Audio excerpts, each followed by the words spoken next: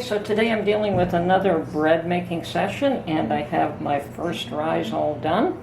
And what I've done is just used my traditional bread recipe, and I'm going to split this into two, obviously, to make two loaves, and one I'm going to turn into raisin bread. And I'm just going to use my standard basic bread recipe for this. So here we go. Now normally I would weigh these out and try to make them exactly the same size. However, because one of them is going to have a lot of raisins added to it, I don't really care if they're exactly the same size. So the smaller one will be the one that I add raisins to.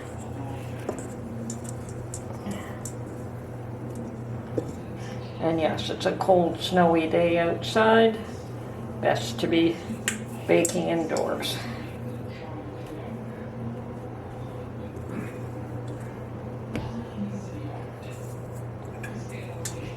Okay.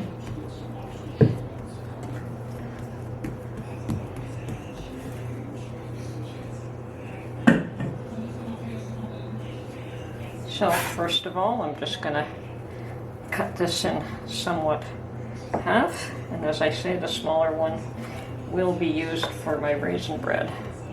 And perhaps I should weigh these to get an indication of size anyway.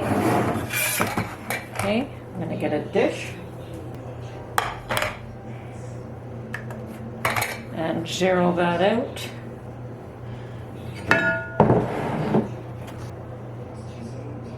Okay, this is the larger of the two. 1090.59, and this one appears a bit too small on the small side, yeah. So I'm gonna just add just a tad more of this one on here.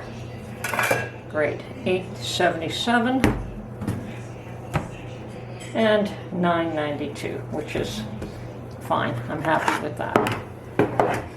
Okay, so the first larger one, easily enough dealt with.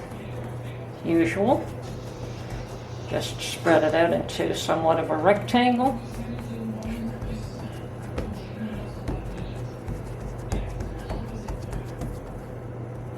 Roll it up.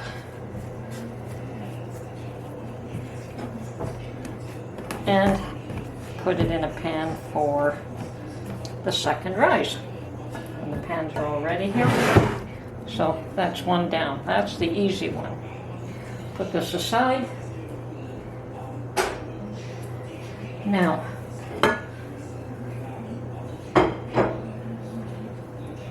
just sprinkle a tad more flour here.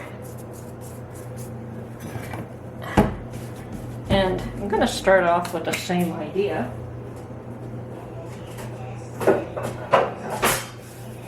Except that I'm going to roll this one out quite a bit flatter. So I'm going to use a rolling pin here.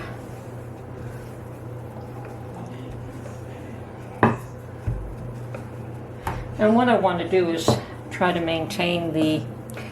keep the raisins inside the loaf rather than on the outside.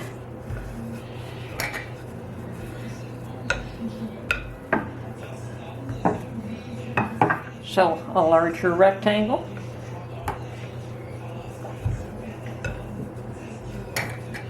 I think that's close enough. And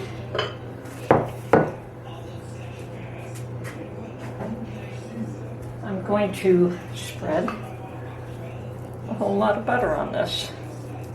And this is, I guess, the variation from just using my standard bread recipe and modifying it. Makes it a whole lot easier than trying to do two separate and distinct loaves, even though that's what we'll end up with. Okay, I also have prepared a mixture of cinnamon and sugar, and I'm going to put a generous layer of this here.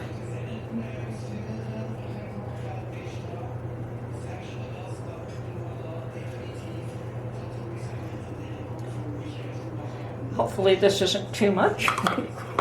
That's the whole idea. This is still an experiment. And then next, of course, is going to be a generous supply of raisins. I want the raisin bread to have lots of raisins,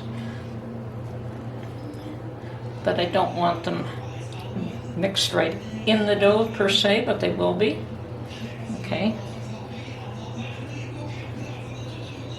And as I said, this is an experiment. We'll see how it works out.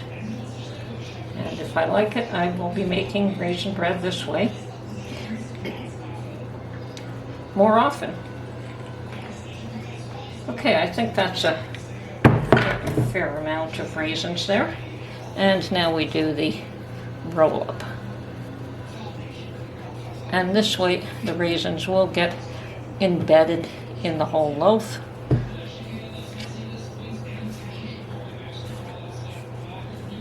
And of course your loaf of bread becomes substantial again. Okay. Do we have to pinch it? Probably not, but fold the ends under.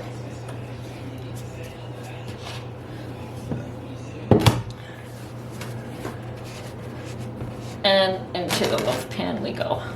And as you can see, that's still a fairly full loaf pan. Now we'll just let this rise for an hour, and then we're going to bake as usual.